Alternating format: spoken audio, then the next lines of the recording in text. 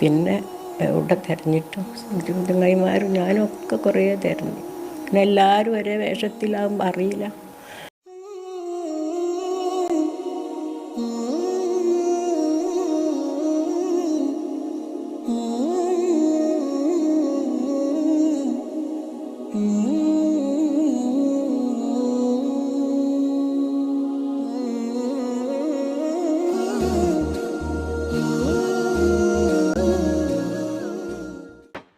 അസ്സലാമു അലൈക്കും, welcome back to Visal media. ഞാൻ ഫക്രുദ്ദീൻ പന്താവൂർ.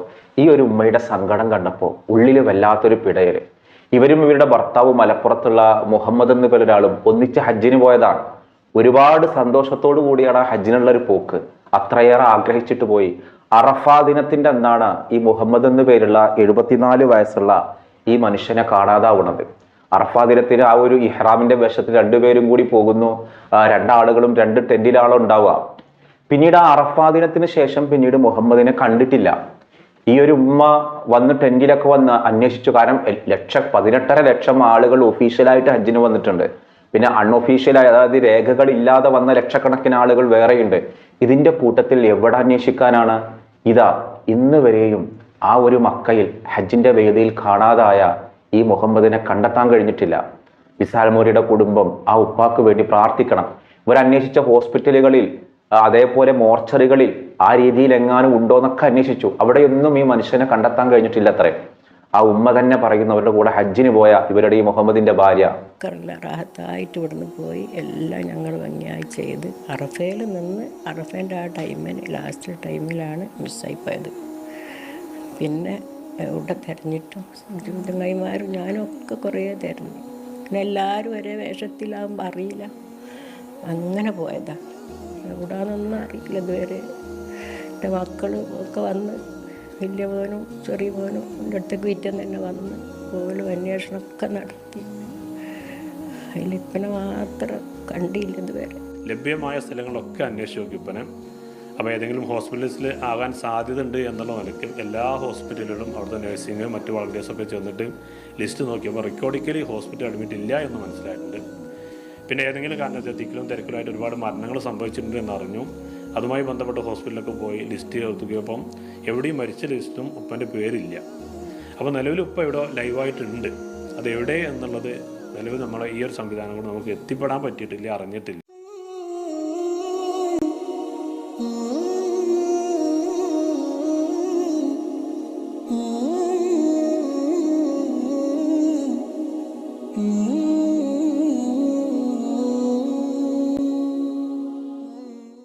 മറിയം ബീവി എന്നാണ് ഈ ഉമ്മയുടെ പേര്. ആ സങ്കടം കാണുമ്പോൾ നമ്മുടെ ഉള്ളിലും വല്ലാത്തൊരു വേദനയാണ്.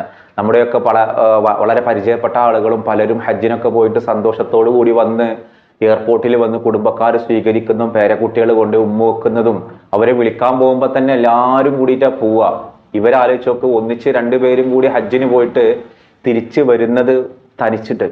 ഈ ഉമ്മ ഒറ്റക്കാ വരുന്നത്. ഇവര് സംസ്ഥാന ഹജ്ജ് കമ്മിറ്റി കീഴിലാണ് ഇവർ ഹജ്ജിന് പോയത്. എന്നിട്ട് ഈ മനുഷ്യനെ കാണാതായിട്ട് ഇവർക്ക് ഇത് എവിടെയാണ്? കാരണം ഇവർക്കൊരു ഐഡന്റിറ്റി കാർഡും കാര്യങ്ങളൊക്കെ ഉണ്ടാവും. പക്ഷേ അങ്ങനെ ഹോസ്പിറ്റലുകളിലോ മറ്റൊന്നും ഇല്ല. ഇപ്പൊ ഈ കനത്ത ചൂട് കാരണം പല ആളുകളും മരിച്ചിട്ട് സൈനിക ഹോസ്പിറ്റലുകളിലൊക്കെ മോർച്ചറികളിലൊക്കെ ഉണ്ട്. അവിടെയൊക്കെ അന്വേഷിച്ചിട്ടും ഈ മനുഷ്യനെ കണ്ടെത്താൻ കഴിഞ്ഞിട്ടില്ല എന്നാണ് പറയണേ. അപ്പൊ ഈ ഒരു വീഡിയോ നമ്മുടെ പ്രാർത്ഥനയിൽ ഉണ്ടാവുക, സന്തോഷമുള്ളൊരു വർത്തമാനം ആ ഒരു കുടുംബത്തിന് കിട്ടട്ടെ എന്നുള്ളത്. മലപ്പുറം വാഴയൂരിലാണ് ഈ ഒരു മുഹമ്മദിന്റെ വീട്. അപ്പൊ ഇതിന്റെ തുടക്കത്തിൽ നമ്മൾ ഒരിക്കൽ ഒരു വീഡിയോക്കിടയിൽ ഈ മുഹമ്മദിനെ കാണാതെ ഒരു വിഷയം നമ്മൾ പറഞ്ഞിരുന്നു. പിന്നെ ഞാനും കരുതി ഒരു പക്ഷെ ഇവരെ കിട്ടിക്കാണുന്നില്ല. അപ്പൊ കഴിഞ്ഞ ദിവസം ഞാൻ ഒരു ചാനലിൽ കണ്ടപ്പോഴാണ് ഇതിന്റെ ഒരു ആഴം നമുക്ക് മനസ്സിലായത്. കഴിഞ്ഞ ഹജ്ജിന് ഇതുപോലെ മലപ്പുറം വളാഞ്ചേരി ഭാഗത്തും ഇതുപോലെ ഒരു ഹാജിനെ കാണാതായ ഒരു സംഭവം ഉണ്ടായിരുന്നു. അപ്പൊ ആ സമയത്ത് അവരെ പിന്നീട് കണ്ടെത്തിയോന്ന് എനിക്ക് അറിഞ്ഞൂടാ. അവരിതുപോലെ ID കാർഡൊക്കെ റൂമിൽ വെച്ചിട്ട് പിന്നീട് അവർ ഇറങ്ങിപ്പോയതാണ്. പിന്നീട് അവരെ കണ്ടിട്ടേ ഇല്ല. അന്വേഷിക്കാത്ത ഇടങ്ങളിൽ എവിടെയൊക്കെ വെച്ച് ചില മലയാളികൾ കണ്ടു എന്നൊക്കെ പറഞ്ഞു കേട്ടിരുന്നു. പക്ഷെ ആ മനുഷ്യരെ പിന്നെ കണ്ടെത്തിയത് അറിഞ്ഞൂടാ. നമ്മുടെ വീഡിയോ കാണുന്ന ആർക്കെങ്കിലും ആ ഒരു വിവരങ്ങൾ അറിയുന്ന ആളുകൾ ഉണ്ടെങ്കിൽ അതൊന്ന് പങ്കുവെക്കാൻ മറക്കരുത്. അല്ലാഹു എത്രയും പെട്ടെന്ന് ആ മുഹമ്മദ് എന്ന് പേരുള്ള 74 വയസ്സുള്ള ആ ഉപ്പയെ വേഗത്തിൽ കണ്ടെത്താനുള്ള ഒരു തൗഫീക്കിന് വേണ്ടി നമ്മൾ ദുആ ചെയ്യണം. എത്രയും പെട്ടെന്ന് കണ്ടെത്തട്ടെ. സന്തോഷമുള്ളൊരു വാർത്ത ആ ഒരു മറിയം ബീവി എന്ന് പേരുള്ള ആ ഒരു ഹജ്ജുമ്മക്കും അവരുടെ മക്കൾക്കും ഒക്കെ ഉണ്ടാവട്ടെ. എന്താ അറിഞ്ഞിട്ട് അവരുടെ ഗൾഫിൽ തന്നെയുള്ള ഒരു മകനൊക്കെ ഇവിടെ വന്നു.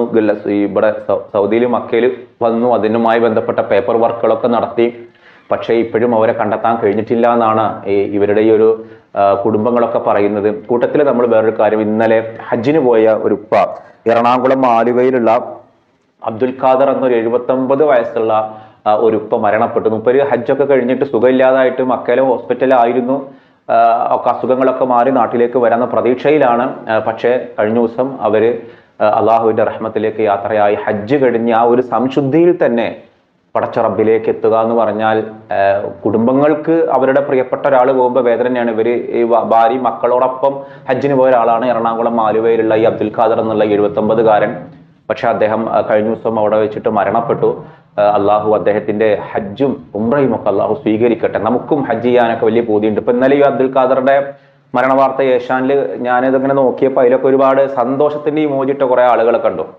നമുക്കൊന്നും പറയാനില്ല, ആരായാലും എല്ലാവരും മരിക്കും. ഈ ഇമോജി ഇടുന്ന ആളുകളും ഇമോജി ഇടാത്ത ആളുകളൊക്കെ ഇത്രയും ക്രൂരമായ വർഗീയത ഒക്കെ ഉള്ള ആളുകൾക്ക് അത്ര ആ രീതിയിലുള്ള ഒരു മരണത്തിന് ആഘോഷിക്കാനും ആഹ്ലാദിക്കാനൊക്കെ കഴിയുള്ളൂ. അപ്പൊ അതിലൊക്കെ ഒരുപാട് വളരെ മോശം രീതിയിലുള്ള കമന്റുകളൊക്കെ കണ്ട് ഹൂറികളെ സ്വീകരിക്കാൻ മക്കയിൽ നിന്ന് ലൈവായിട്ട് പോയതായിരിക്കില്ലേ? അതെ, അങ്ങനെ തന്നെയാണ്. മക്കയിൽ നിന്ന് അള്ളാഹു നേരിട്ട് സ്വീകരിച്ചാൽ ഹൂറിമാരല്ല പലതും കിട്ടും. അതൊക്കെ അത്തരം വിശ്വാസികൾ തന്നെയാണ് പോണത്. അത്തരം പരിഹാസങ്ങളൊന്നും നമ്മളെ തളർത്തുന്ന രീതിയിൽ നമുക്ക് കൂടുതൽ കരുത്തും ഊർജവുമാണ് ഉണ്ടാവേണ്ടത്. അപ്പോൾ നമ്മൾ ആ ഒരു ഉപ്പാക്ക് വേണ്ടിയിട്ട്, മുഹമ്മദ് എന്ന് പേരുള്ള ആ കാണാതായ ഉപ്പാക്ക് വേണ്ടി ദുആ ചെയ്യണം. അപ്പൊ ഞാൻ ഇന്നൊരു 2 ചെറിയ ചരിത്രങ്ങൾ പറയാം. ഒരു പക്ഷേ നമുക്കതൊരു വലിയ ആവേശം ഉണ്ടാക്കും. ഒന്ന്, ഇബ്രാഹിം നബി അലൈഹി സ്വലാമിന് ഒരു സ്വഭാവം ഉണ്ടായിരുന്നു. എപ്പോഴും ഒരാളുടെ കൂടെ ഭക്ഷണം കഴിക്കണം. ഒരാളില്ലാതെ ഒറ്റക്ക് ഭക്ഷണം കഴിക്കുന്ന ശീലം ഉണ്ടായിരുന്നില്ല അദ്ദേഹത്തിന്. അപ്പൊ ആരെങ്കിലുമൊക്കെ ഒരു വിരുന്നുകാരനെ കിട്ടിയിട്ടോ അല്ലെങ്കിൽ വഴിയിൽ നിന്ന് ഒരു യാചകനെ കിട്ടിയിട്ടോ എങ്ങനെയെങ്കിലുമൊക്കെ ആയിട്ട് ഒന്നിച്ചൊരു കഴിക്കണം. അങ്ങനെ ഇബ്രാഹിം നബി അലൈഹി സ്വലാം ഇങ്ങനെ കഴിക്കാൻ ഒരാളില്ലാതെ ആരും കിട്ടിയില്ല. അങ്ങനെ 1-2 ദിവസമല്ല, 7 ദിവസമായിട്ട് ഒറ്റക്കാ ഭക്ഷണം.